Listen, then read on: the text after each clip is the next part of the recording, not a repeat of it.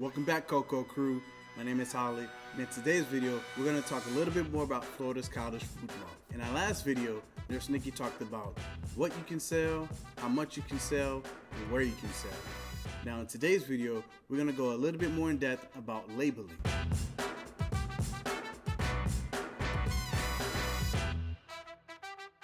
So today we're going to talk about labeling. Now in Florida, when labeling your cottage food product, you must put made in a cottage food law operation that is not subject to Florida's food safety regulation. You must include your home address and you cannot use a P.O. box. The reason for this, if there's ever a foodborne illness or an outbreak, they can recall and retrace who's ever associated. On your label, you must have the name of your product and your ingredient list. We've had people that asked us, hey, what if I have a secret ingredient? Do I still have to list it?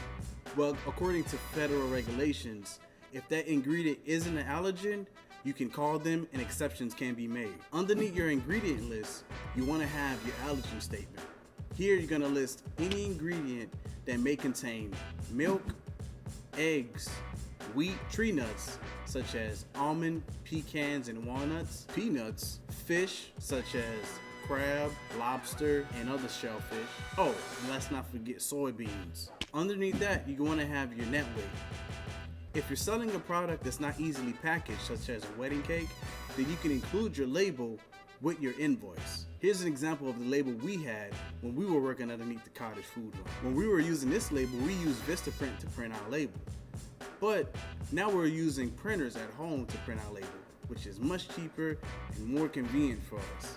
In our next video, we'll show you guys how to print your labels from home. So thank you guys for clicking on the video and watching. Subscribe if you haven't. If you're new to the channel, become part of the Cocoa Crew. And remember, if you're part of the Cocoa Crew and you already know what to do, drop those coconut emojis down in the comments below.